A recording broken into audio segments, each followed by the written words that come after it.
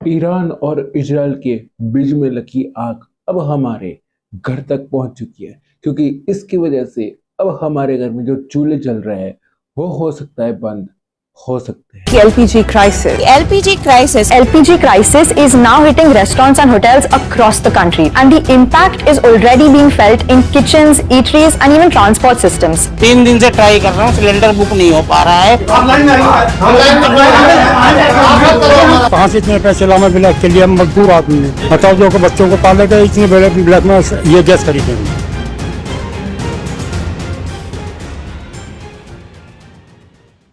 मुंबई में 20% होटल और रेस्टोरेंट बंद हो चुके हैं और हो सकता है अगले 2 दिन के अंदर और ये 50% और बंद हो सकते हैं। चेन्नई में 10,000 से ज्यादा रेस्टोरेंट कई दिनों के लिए शट डाउन हो सकते हैं। बेंगलुरु में इंक्लूसिव सप्लाईज पूरी तरीके से बंद हो चुकी है। दिल्ली में तो भाई क्या ही कहूँ, पूरा यहाँ पर ब्लैक मार्केटिंग हो रहा है। 800 रुपए का सिलेंडर 2,500 रुपए तक यहाँ पर बिक रहा है। पुणे में भी गैस क्रिप्टोसन की सप्लाई पूरी तरीके से रुक चुकी है और यूपी और बिहार में तो लोग लाइन लगा कर जो यहाँ पर एजेंसीज है गैस की उसके बाहर लाइन लगा कर रात भर रुक रहे हैं गैस भरवाने के लिए। कोलकाता में तो ऐसे हालत हो गए कि होटल्स अपना मेनू बिल्कुल शॉर्ट कर रहे हैं, सिर्फ चाय और कॉफी ही बेच रहे हैं। इंडियन रेलवे ने तो अपनी पूरी कैटरिंग की सर्विस ही बंद कर दी और ये कुछ ज्यादा टाइम नहीं हुआ है, ये सिर्फ 1 हफ्ता 10 दिन के अंदर हुआ है। सिर्फ 1 हफ्ता 10 दिन के अंदर गवर्नमेंट ने एड सेंट्रल कम्युनिटीज इनएक्ट कर दिया है और ये इनएक्ट तब लगता है जब यहाँ पर कोई नेशनलिस्ट में यानी कि देश, ये एक्ट तब लगता है जब देश में यहाँ पर टाइमिंग वॉर या फिर नेशनल इमरजेंसी डिक्लेयर हो। और ये एक्ट सिर्फ इतने पे नहीं रुका, ये एक्ट एलपीजी और ये एक्ट सिर्फ इतने पे आके नहीं रुका, ये act LPG, natural gas, petrol, diesel सब पे लागू हो चुका है।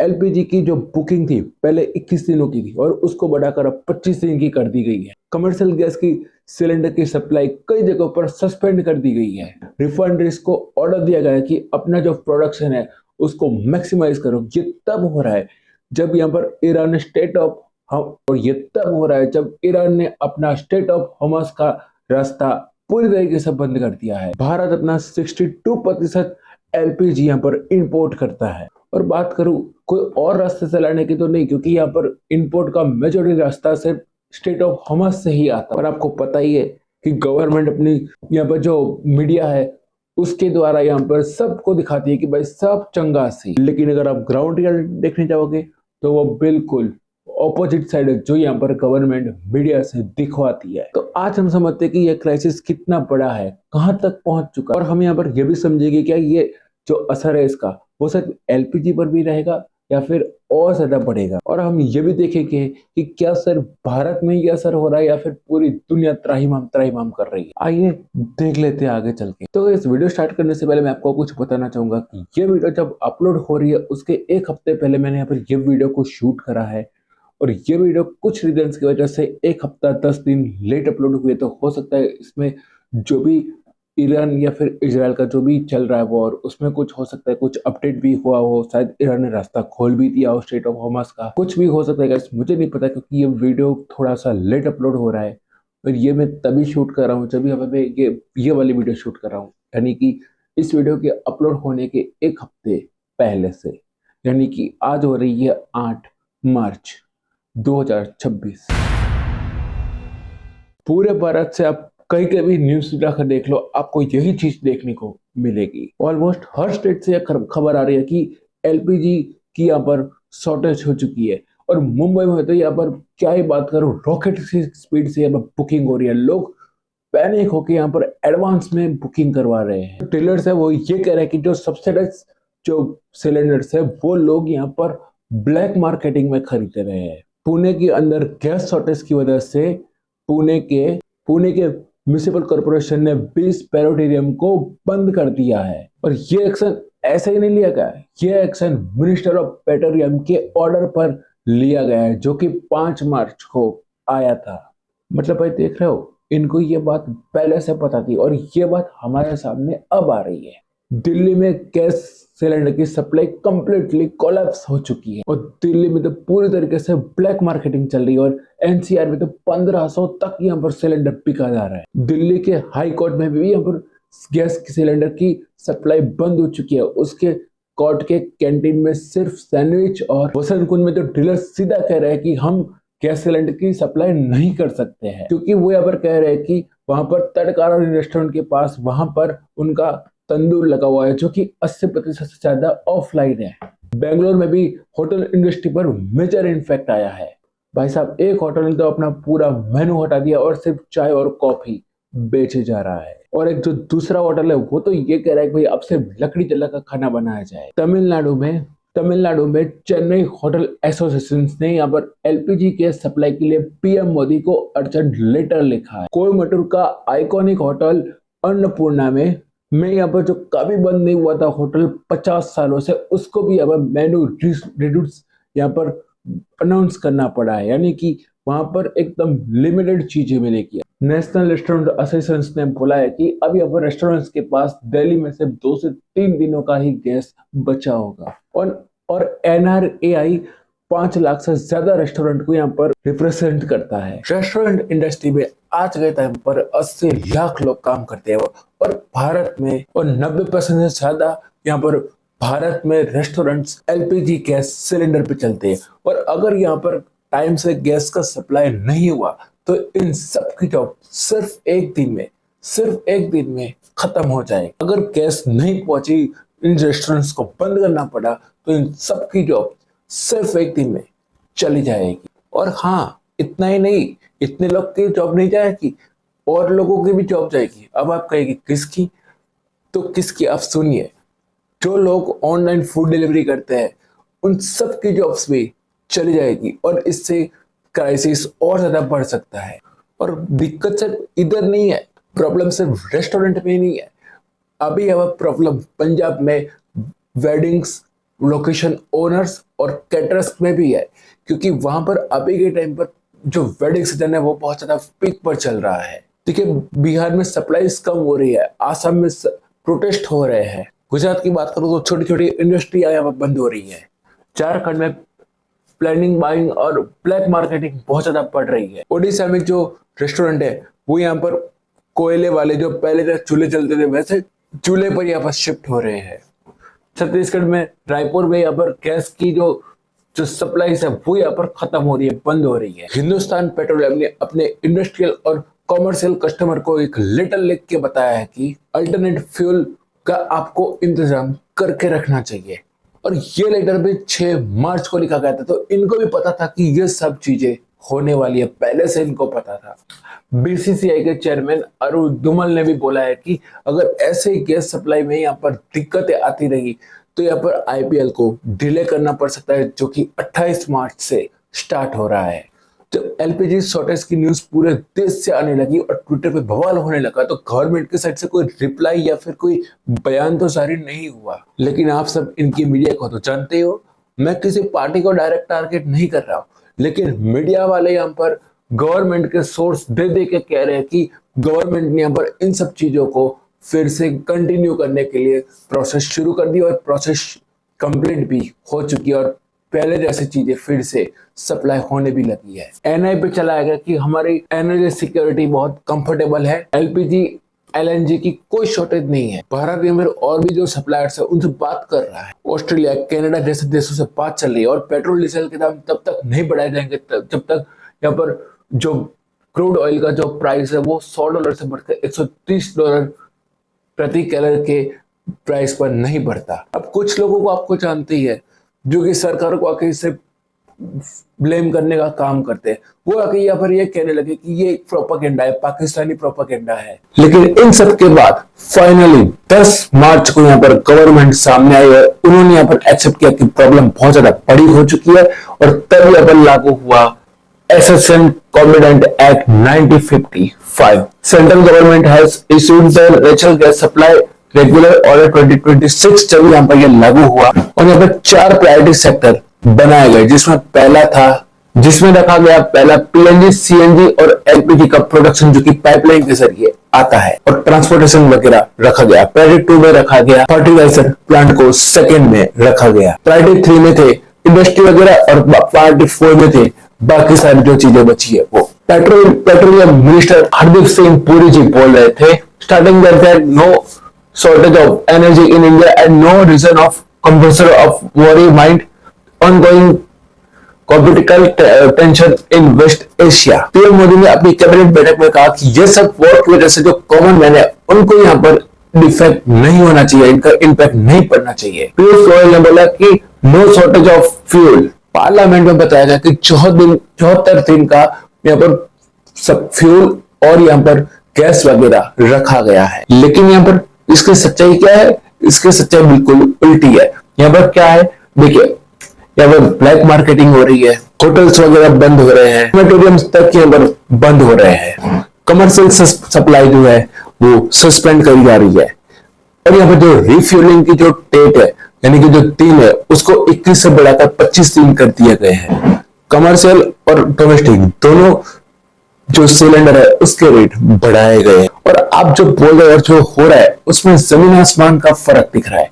ये सब क्यों हो रहा है? यह सब इसलिए हो रहा है क्योंकि जहां से हमारा ऑयल आता है, जहां से हम इंपोर्ट करते हैं ऑयल को, वो ईरान का जो कहा जाता है स्टेट ऑफ होर्मुज का रास्ता, वो ईरान ने यहाँ पर बंद कर रखा है। अगर क्रूड ऑयल की सप्लाई यहाँ पर जरा सा भी रुकती है, जरा सा भी कमी होती है, तो ये कि बहुत सारी चीजें जो कि आप ग्राफ में देख सकते हो, ये सारी चीजें यहाँ पर इन्फेक्ट होती है। इसी क्रूड ऑयल से बनती है एलपीजी। ये स्टेट ऑफ होर्मुज सिर्फ 21 मील चौड़ा है, लेकिन यहाँ पर से 20% से ज्यादा यहाँ पर क्रूड ऑयल दुनिया का गुजरता है, यानी कि हर दिन 21 बिलियन यानी कि 21 million barrel. Saudi Arabia, Iraq, Kuwait, UAE, Qatar सब लोग यहीं से यहाँ पर इंपोर्ट करते हैं अपना क्रूड। ईरान ने इसी रास्ते को बंद कर रखा है, और ईरान यही नहीं रुका। ईरान ने इन सब कंट्रीज के ऑयल जो फैक्ट्रीज है जहां से ये लोग ऑयल बनाते हैं वहां पर भी उन्होंने यहाँ पर हमला करा है। यूएई की रुवाइस ऑयल जो इन्फ्रेंट थी, जो कि 9 लाख से ज्यादा प्रतिदिन यहाँ पर रिफाइनरी उत्पन्न करती थी, वो यहाँ पर अब हमले की वजह से बंद हो चुकी है ईरान की वजह से। और इसका कारण क्या है बंद होने का? Drone attack.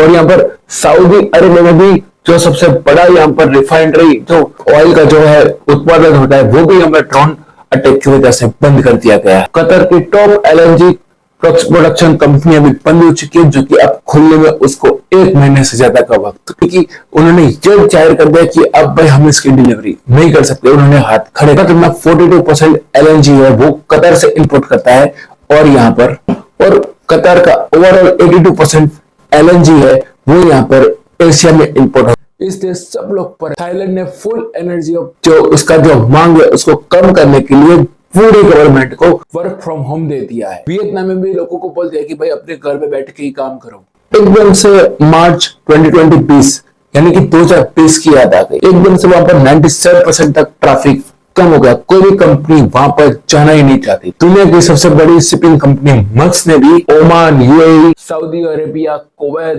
बहरीन सब कंट्रीज को टेम्परेरी सस्पेंड कर दिया था, क्योंकि ईरान ने स्टेट ऑफ होर्मुज को यहाँ से ब्लॉक ही नहीं किया, वहां पर माइंस भी कर रहा है। ईरान के पास 2,000-6,000 माइंस का माइन स्टॉक्स है, और वो यहाँ पर कहीं भी हो सकता है। और स्टेट ऑफ होर्मुज सिर्फ 21 माइल्स का है, और ईरान वहां पर अगर 100 माइल्स भी जाए तो कोई भी कंपनी वहां पर जाने का रिस्क नहीं लेना चाहिए, और कोई भी कंपनी वहां पे कोई इंश्योरेंस नहीं लेना चाहिए। वॉर के बाद भी इन माइल्स को इनसे जगह से हटाना बहुत स्लो और बहुत डिफिकल्ट काम होने वाला है। तो स्टेट ऑफ होर्मुज को खुलने में कई ज्यादा हफ्ते लग सकते हैं। भाई ट्रम्प चाचा ने वहां पर बोल तो दिया कि यूएस नेवी यानी कि यूएस की जो आर्मी है वो वहां से शिप निकाल लेगी, लेकिन यूएस आर्मी ने भी यहाँ पर हाथ अपने खड़े कर दिए कि भाई यहाँ पर तो बहुत ज्यादा रिस्क है। लेकिन ईरान यहीं पर ही नहीं रुका, ईरान वहां पर मिसाइल्स हमले भी कर रहा है, और भैया वहां पर उनके 3 शिप्स को वहां पर उन्होंने मिसाइल से उड़ा दी। ये देखिए आपके सामने फोटोग्राफ्स है। और भाई ट्रम्प के जो सेक्रेटरी है वो तो भाई मार्केट को क्या बेवकूफ बनाने में लगे। उन्होंने यहाँ पर ये भी ट्वीट करके कि भाई यूएस नेवी के यानी कि यूएस आर्मी के जो शिप्स है वो सेफली वहां से निकल चुके हैं। तो लोगों को लगा भाई अब वॉर खत्म होने वाला है। और फिर क्या, ऑयल के प्राइसेस एकदम से गिर गए, और व्हाइट हाउस के स्पोर्ट पर्सन वैलेंटिन कैलेजन ने आके ये ऑफिशियली बताया कि ये एक फेक न्यूज थी, और जो एनर्जी सिक्योरिटी था उसने भी अपनी पोस्ट चुपके से डिलीट कर दी। और भाई जैसे ये चीज कंफर्म हुई और जैसे ये पोस्ट डिलीट हुई, वैसे अपना प्राइस ऊपर चला गया। पेट्रोल क्रूड ऑयल था उसका, और इसमें किसने पैसे लगाकर पैसे बना दिए आप खुद समझदार। और इसमें भाई सबसे ज्यादा फायदा देख रहे हो तो किसका हो रहा है? तो सबसे ज्यादा फायदा हो रहा है यहाँ पर रशिया का। और यहाँ पर देखें तो रशियन का जो पेट्रोल था वो हमें अब मिला था $13 पर बैरल के हिसाब से, जो कि और कोई कंट्री के हिसाब से बहुत कम था। और वहीं आज के दिन यहाँ पर $4 से $5 पर बैरल की प्रीमियम प्राइस पर यहाँ पर बिक रहा है। पुतिन ने भी बोल दिया कि भाई मैं यहाँ पर अपना गैस यूरोप की जगह एशिया में बेचूंगा क्योंकि यहाँ पर पैसे ज्यादा मिल रहे हैं। भाई साहब आपको याद होगा तो यहाँ पर यूएस ने हमारे पर ड्यूटीज वगैरह लगा दी थी, चार्जेस वगैरह लगा दी थी, क्योंकि हम यहाँ पर रशिया के पास से क्रूड ऑयल वगैरह हम खरीद रहे थे। उन ट्रम्प चाचा को लग रहा था भाई साहब ये पैसे से थी तो पैसा ही पैसा हो जाएगा इसके पास, पैसा ही पैसा होगा। और यहाँ पर ये यूक्रेन पर हमला कर देंगे। और जब यहाँ पर ये टैरिफ हटा तब ये शायद पर हटा था कि हम फ्यूचर में यहाँ पर रशिया से यहाँ पर कोई भी यहाँ पर ऑयल वगैरह नहीं खरीदेंगे। लेकिन यहाँ पर उनके ही यूएस के कोई बंदे ने यहाँ पर कहा कि जल्दी से यहाँ पर रशिया से ऑयल खरीद लो वरना इसके प्राइसेस दुनिया भर में और भी ज्यादा ऊपर जाएंगे। और वो लैंग्वेज भी ऐसे यूज कर रहा है कि to be allowed in Indian buying Russian oil. और भाई ना ही हमारे विदेश मंत्री से कोई भी यहाँ पर कोई स्टेटमेंट आता है, और ना ही यहाँ पर जो विदेश मंत्री है उनका यहाँ पर आंखों में से लेजर निकलने वाला कोई एडिट निकल के सामने आता है। और इस सब का फायदा उठा के रशिया ने अपने ऑयल के प्राइसेस बढ़ा दिए और लोग खरीद भी रहे हैं ईरान और इजराइल की वजह से ऑयल को। भाई साहब यूएसए ने तो अपने पैर पर बहुत ज्यादा गंदी वाली कुल्हाड़ी, बहुत महंगी वाली कुल्हाड़ी मार दी है। और अब मुझे ये लग रहा है कि अब यूएस का दिल यूक्रेन के लिए क्यों पसीना नहीं जा रहा, क्यों उनकी तरफ नहीं जा रहा, मुझे ये देख के बहुत ज्यादा दुख हो रहा है। भाई पहले तो लोग ये कहते थे कि भाई दुबई कितना सेफ कंट्री है, लोग यहाँ से वहां जा रहे हैं, लेकिन अब वहां पर मिसाइल्स गिर रहे हैं। लेकिन अब ये वॉर्स, पहले लोग ये कहते थे कि भाई चलो मजाक करते थे कि वहां पे युद्ध चल रहा है हमें क्या, लेकिन अब यही युद्ध, यही वॉर हमारे किचन तक पहुंच चुके हैं, क्योंकि इसी वजह से हमको लाइन में खड़ा रहना पड़ रहा है। और शहरों में तो ये सिलेंडर ब्लैक मार्केट में बिक रहा है, क्रीमेटोरियम बंद हो रहे हैं, एसेंशियल कम्युनिटी एक्ट लगाना पड़ रहा है, जो कि वॉर और फेनल के टाइम पे ये चीजें लगती है। होटल, रेस्टोरेंट, रिसोर्ट सब चीजें बंद होने की कगार पे है। अगर ये चीजें बंद हुई तो लाखों लोगों की जॉब एक सेकंड में चली जाएगी। वेटर, शेफ्स, डिलीवरी बॉयज, कितने सारे लोग रास्ते पर आ सकते हैं। भारत अपने गैस सप्लाईज के लिए कतर और हॉर्मोज पर डिपेंड है, लेकिन हॉर्मोज कब खुलेगा कोई पता नहीं है। भाई साहब एलपीजी के प्राइसेस एक सिम्टम्स है। भाई साहब असली बात तो ये है कि भारत की असली एनर्जी सिक्योरिटी तो किसी और के हाथ में। कब पैसा भी अगर रशिया का जो डिस्काउंट है वो खत्म हो जाए वो रशिया डिसाइड करता है। कब हमें अमेरिकन ऑयल खरीदना पड़ जाएगी अमेरिका डिसाइड करता है। कब गल्फ सप्लाई बंद हो जाए ये ईरान डिसाइड करता है। ये सब चीजें हमें अंदर से खोखला बनाती है, ये सब चीजें हमें नुकसान करती है। जब आपको पता है कि यहाँ से 20% पूरे दुनिया का बैरल ऑयल गुजरता है, तब यहाँ पर आप ये ऐसी चीजें करते हैं तो चिंगारी लगा देते हैं। ये पूरी यहाँ चिंगारी की आग पूरी दुनिया में फैलती है, और यही आग लगा के ट्रंप ने पूरी दुनिया को खतरे में डाला है। अभी तो भाई वॉर खत्म नहीं हुई है, अभी तो वॉर बाकी है, अभी तो बहुत कुछ देखना बाकी है। यहाँ पर सिर्फ क्रूड ऑयल पसार नहीं होता, यहाँ से फर्टिलाइजर भी पसार होता है। आप यहाँ पर क्रूड ऑयल ना मिलने से आप लकड़ी जला के खा लोगे, साइकिल चला लोगे, लेकिन फर्टिलाइजर ना मिलने पर आपको खाने तक के लाने पड़ सकते हो। ये वीडियो कैसी लगी मुझे कमेंट करके जरूर बताएं। आपका क्या कहना है इस पर मुझे अपना ओपिनियन जरूर बताएं। और ईरान और इजराइल जो युद्ध चल रहा है उसके बारे में आप क्या कहना चाहोगे कमेंट करके जरूर बताना। मैं आपको बोलता हूँ नेक्स्ट वीडियो के साथ, तब तक के लिए जय हिंद।